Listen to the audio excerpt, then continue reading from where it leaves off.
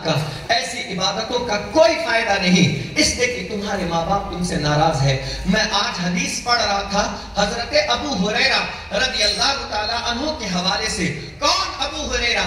جنہوں نے تقریباً 3275 حدیثیں کم و بیش یا 3575 حدیثیں تنہا روایت کی ہے۔ کثیر الروایت صحابی میں سے آپ کا شمار ہوتا ہے۔ سب سے زیادہ حدیث روایت کرنے والے جس صحابی کا نام ہے وہ حضرت ابو ہریرہ ہے۔ ان کے واسطے سے بخاری میں حدیث پائی جاتی ہے، مسلم میں حدیث پائی جاتی ہے، ترمذی میں حدیث پائی جاتی ہے، ابو داؤد میں حدیث پائی جاتی ہے، نسائی میں پائی جاتی ہے، صحیح ابن خزیمہ میں پائی جاتی ہے، صحیح ابن حبان میں پائی جاتی ہے۔ موطئات میں 70 موطئات حدیثوں کی کتابیں ہیں، سب میں ابو ہریرہ کی مرویات پائی جاتی ہے۔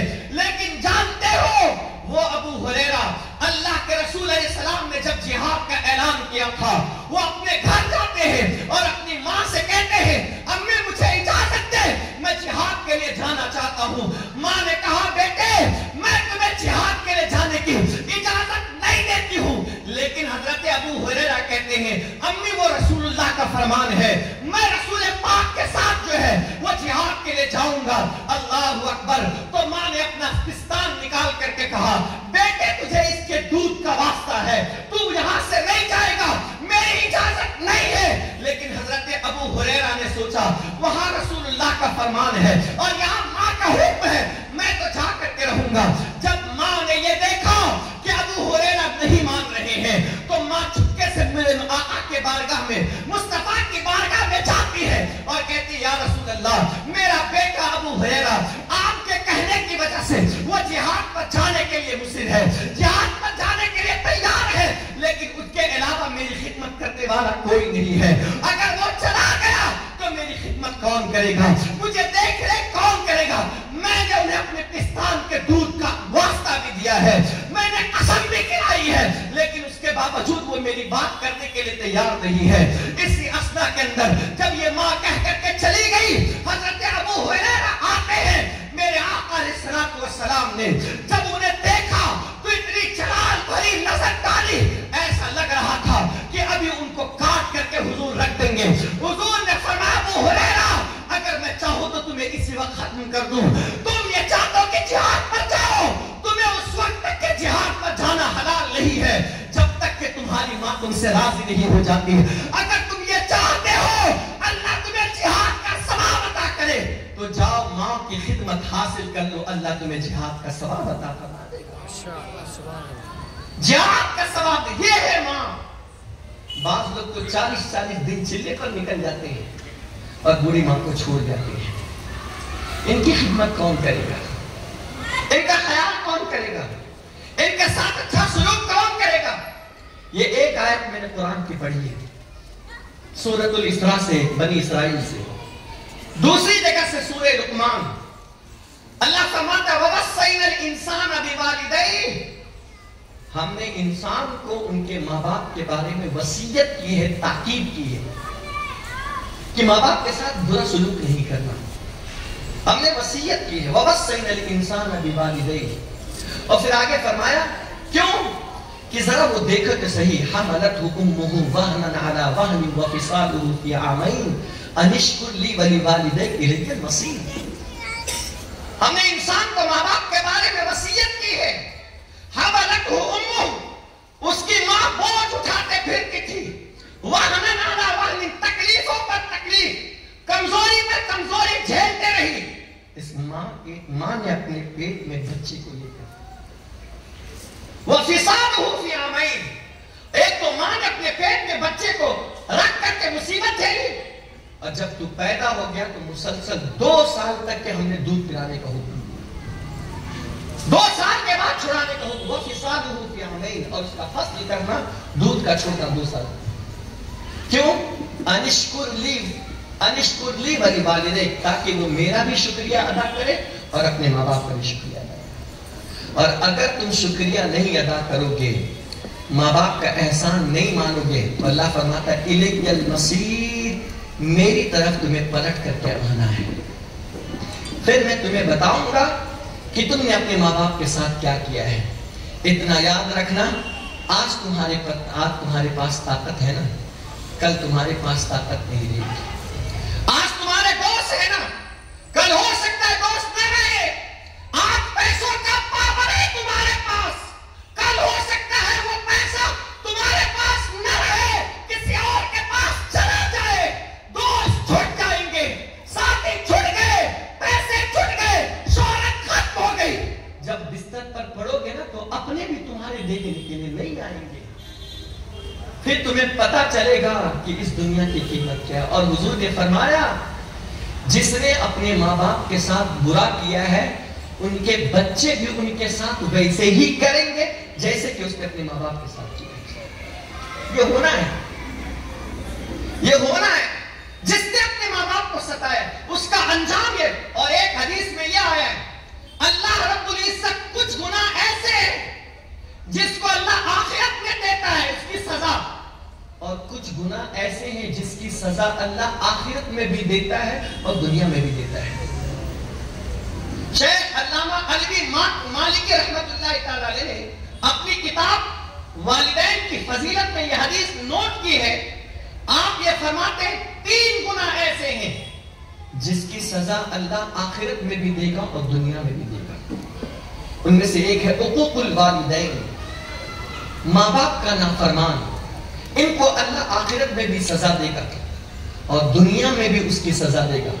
اور سب سے جلدی سزا اللہ اگر کسی گناہ پر دیتا ہے تو وہ ماں باپ کے ستانے پر دیتا ہے۔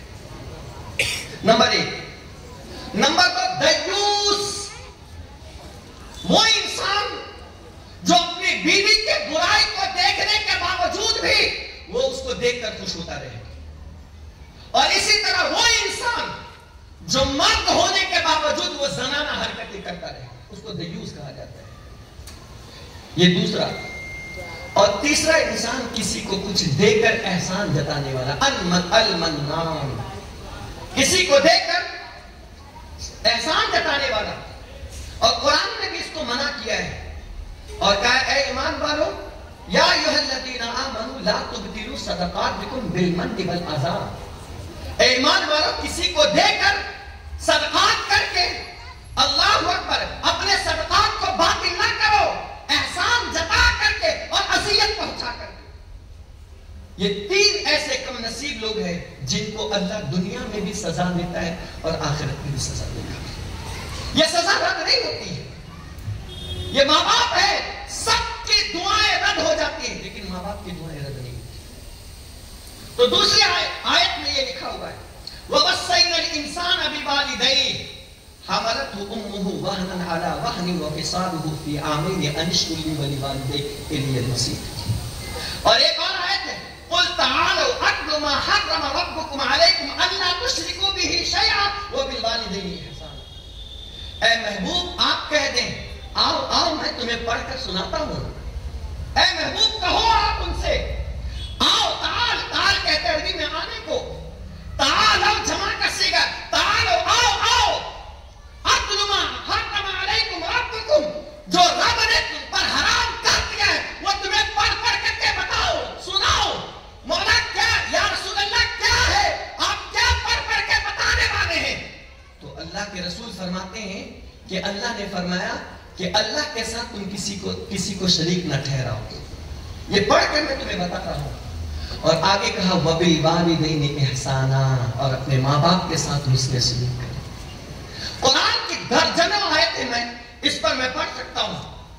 یہ اتنی آیتیں سمجھنے کے لیے کافی ہے کہ اپنے ماں باپ کے ساتھ حسن سلوک کرو۔ آپ سوچو تو صحیح، تصور تو کرو، جب ہمارا کوئی نہیں تھا تب بھی ماں باپ تھے، جب کوئی نہیں بھی رہے گا نا تب بھی ہمارے ماں باپ رہیں گے۔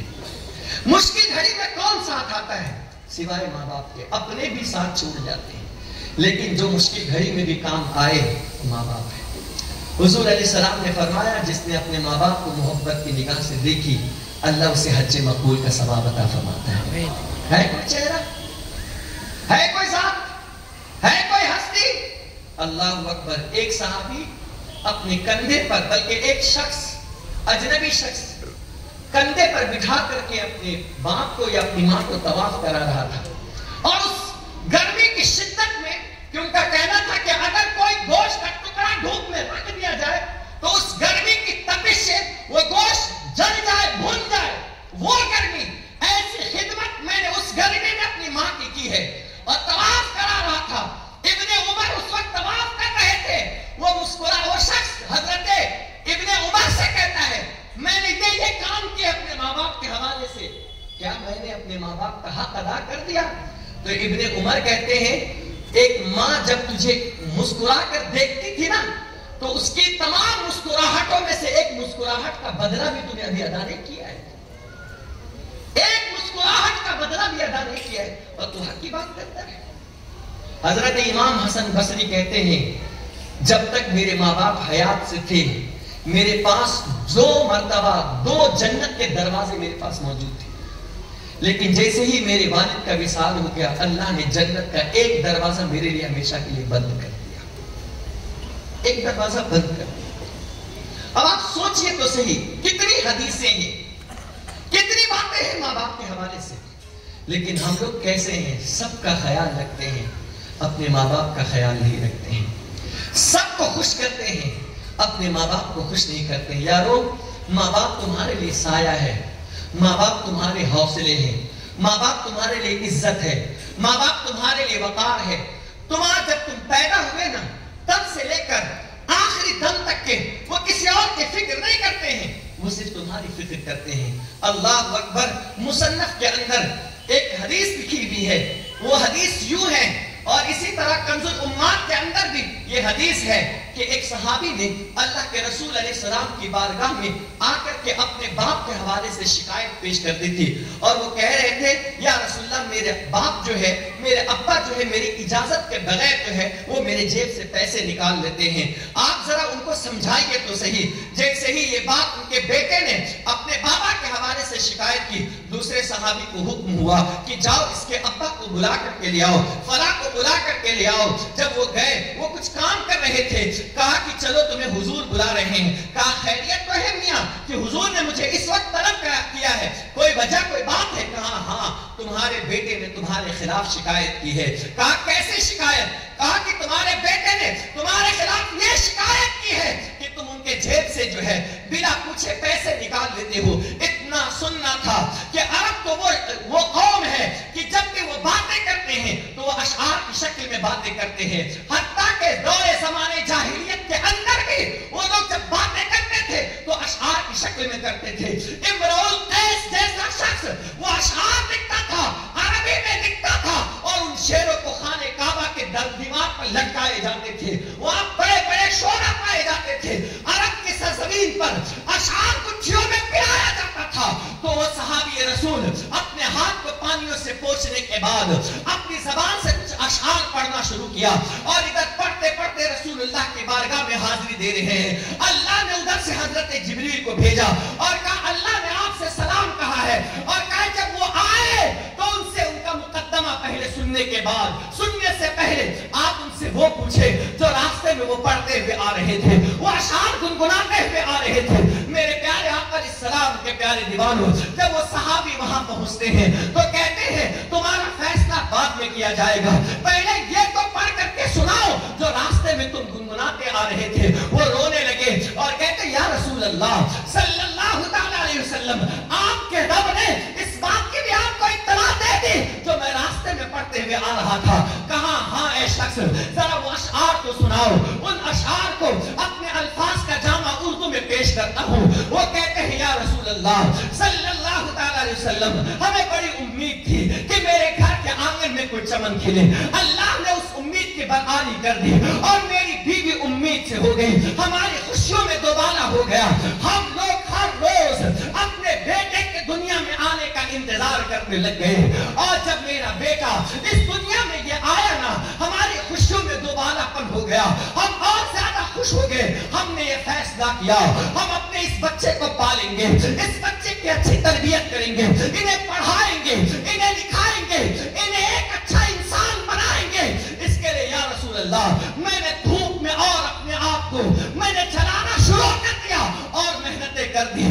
دن کے اجالے میں کچھ مختصر سے وقت میں کسی صاحب درخت کے سائے میں سو جاتا. اپنی محنتیں میں نے بڑھا دی تاکہ اپنے بچے کو پال سکوں, اپنے بچے کو کھلا سکوں, اپنے بچے کی پرورش کر سکوں, اپنے بچے کا خیال رکھ سکوں. یا رسول اللہ, میں بھی بہت خوش تھا, میری بیوی بھی خوش رہتی تھی. میں رات میں جب گھر آتا تھا اپنے اس بیٹے کی مسکراہٹ کو دیکھتا تھا, میرے آقا میری ساری تھکان دور ہو جاتی تھی.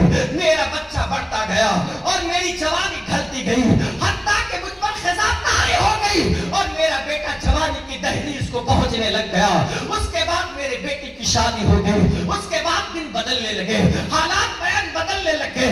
میرے آقا حضور جب میں کمزور ہونے لگا نا تو میں نے اب یہ سوچا کہ لاؤ چلو, میں نے جو پھل اگایا تھا, جو میں نے شبستان کے اندر میں نے ایک باغ کی حیثیت سے ایک درخت کو پیدا کیا تھا, اب اس کے ذریعے سے سایہ ملے گا, اب اس کے ذریعے سے آسانی ملے گی, اب مجھے سکون ملے گا. لیکن یا رسول اللہ ایسا نہیں ہوا, بلکہ اس کے برعکس ہونے لگا. مجھے اپنے ہی گھر کے اندر مجھے یا رسول اللہ اجنبی بنا دیا گیا. جب میں کمزور ہو گیا نا, میرے ہاتھ میں اب طاقت نہ رہی, میں پیسہ کمانے کے لائق نہ رہا, میں پیسوں کے لیے ترس جاتا ہوں. میرا یہ بیٹا مجھے پیسہ نہیں دیتا ہے, آپ مجھے بتائے تو صحیح میں کس سے جا کر پیسے مانگوں, میں جس کے لیے میں نے پوری زندگی لگا دی ہے, یا رسول اللہ مجھے وہ پیسہ نہیں دیتا. اللہ اکبر, نوکروں کو بھی انسان اس کے وقت پر کھانا دے دیتا, لیکن میرے آقا حضور یہ میرا بیٹا اور اس کی بیوی مجھے وقت پر کھانا بھی نہیں دیتے, کھانا بھی پیش نہیں کرتے ہیں. میں بہت مجبور ہو گیا ہوں, میرے پاس کوئی راستے نہیں ہے. یہ ساری باتیں حضور کو پیش کر رہے ہیں. حضور علیہ السلام کے آنکھوں میں آنسو تھے. جب اس صحابی نے اپنی نظر حضور کی طرف اٹھائی تو دیکھا حضور رو رہے ہیں, اور جلال میں اٹھ کر کے حضور کہتے ہیں انتا ومالک لوالدیک, اس لڑکے سے کہتے تو بھی اور تیرا سارا مال یہ سب کچھ تیرے باپ کا ہے. تو کہتے ہیں میرا مال ہے, میری کمائی ہے.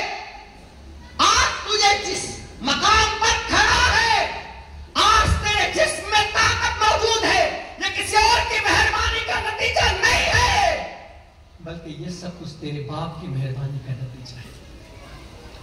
پوچھ اس سے تیرے لیے کیا کچھ نہیں کہتے. اس محفل میں کتنے ایسے ہیں جو اپنا گھر چھوڑ کر کے آئے, کتنے ایسے ہیں جو اپنا وطن چھوڑ کر کے آئے ہیں, کتنے ایسے ہیں ہر روز اپنے سیٹ سے اپنے مالک سے گالیاں سنتے ہیں, کتنے ایسے ہیں جو روڈ پر دھکے کھاتے ہیں, ہاتھ گاڑیاں چلاتے ہیں, روڈوں پر راتوں میں اللہ اکبر چائے کی کیٹلی لے کر در بدر ٹھوکریں کھا کر کے چائے بیچتے ہیں.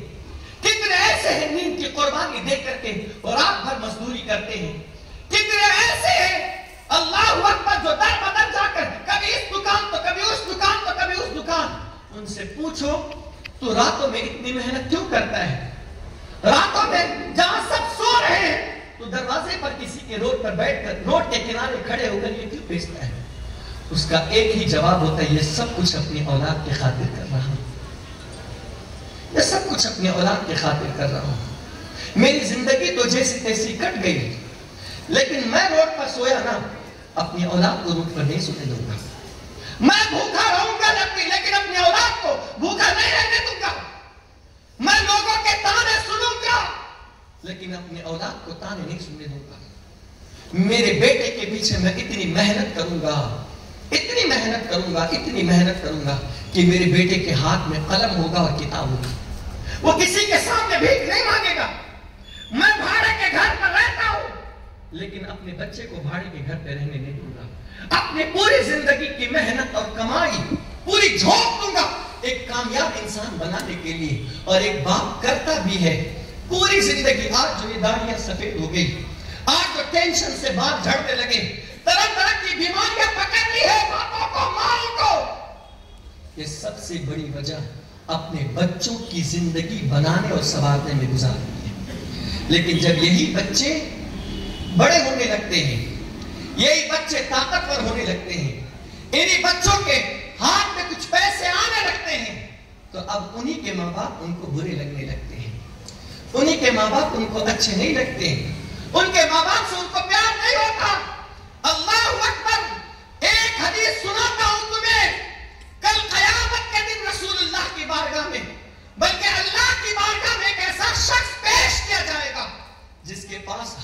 کی نیکیاں موجود ہوگی.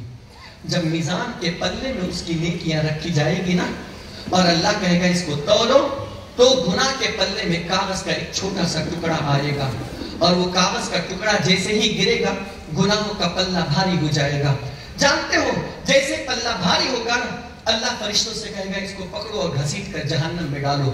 وہ انسان جانے سے پہلے کہے گا مولا میں جہنم میں جانا تو چاہتا ہوں, مجھے جانے کا حکم ہوا, لیکن میں یہ جاننا چاہتا آخر اس کاغذ کے ٹکڑے کے اندر کون سا ایسا میرا گناہ لکھا تھا جس نے میری زندگی بھر کی نیکیاں تباہ کر دی, برباد کر دی گئی. اللہ کی طرف سے یہ آواز آئے گی اس کاغذ کے ٹکڑے کے اندر صرف تیرا ایک گناہ اور جرم لکھا تھا, وہ یہ ہے کہ تو نے اپنی ماں کے ساتھ صرف ایک مرتبہ چلا کر کے بات کیا تھا, بس اسی گناہ کی یہ سزا اور نحوست ہے جس نے تیری زندگی بھر کی نیکیوں کو تباہ اور برباد کر دیا. اللہ اکبر. پھر وہاں تمہاری نمازیں نہیں دیکھی جائے گی کہ تم کتنے بڑے نمازی تھے, وہاں تمہارے حج نہیں دیکھے جائیں گے کہ تم نے کتنے حج کیے تھے, وہاں تمہارے سجدے نہیں دیکھے جائیں گے, تم نے صرف ایک مرتبہ اپنی ماں کے ساتھ بدتمیزی کی تھی.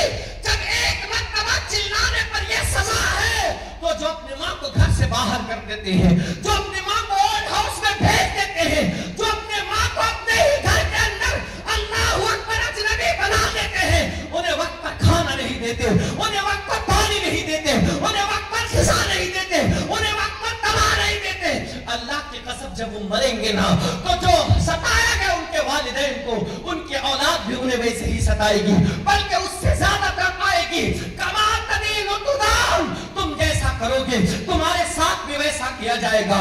ایسا نہیں ہوتا کہ کانٹے کا درخت لگاؤ تو اس سے آم کے پھل نکلتے ہیں, جو تم نے بویا ہے وہی تم کاٹنے والے ہو. تم جتنا ستاؤ گے اس سے کہیں زیادہ اللہ اکبر تمہیں ستایا جائے گا. میرے آقا نے فرمایا جامع ترمذی کی حدیث صحیح ہے, ثلاث دعوات مستجابات, تین ایسے لوگ ہیں جن کی دعائیں کبھی رد نہیں ہوتی ہے. اللہ اکبر. دعوت المسافر, مسافر کی دعا کبھی رد نہیں ہوتی ہے. ودعوت المظلوم, اور مظلوم کی دعا کبھی رد نہیں ہوتی. ودعوت الوالد علی ولدی, اور باپ کی دعا اولاد کے حق میں اللہ کبھی رد نہیں فرماتا ہے. اس نے کبھی بھی اپنے ماں باپ کو ستاؤ نہیں, اپنے ماں باپ کو رلاؤ نہیں, اپنے ماں باپ کے ساتھ بدتمیزی مت کرو, بلکہ ہو سکے تو ان کی خدمت کر کے جنت حاصل کر لو, ان کی دعائیں لے لو. آج جانتے ہو آج 7ویں شب ہے اور کل 8ویں شب ہے.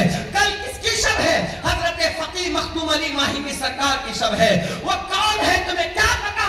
ایک بزرگ نے ایک خواب میں بلکہ مراقبہ کیا اور یہ پتہ لگانے کی کوشش کی کہ شیخ محی الدین ابن عربی کا مقام اور حضرت فقی مخدوم علی ماہمی کا مقام, ان دونوں کے مقام و مرتبے میں کیا فرق ہے, کتنے بڑے مرتبے والے ہیں. تو جب مراقبہ کیا تو پتا چلا جو مرتبہ اللہ نے روحانی بیٹے غوث پاک کے حضرت شیخ محی الدین ابن عربی کو عطا کیا ہے, وہی مقام اللہ نے حضرت فقی مخدوم علی ماہمی سرکار کو بھی عطا کیا ہے. سبحان اللہ.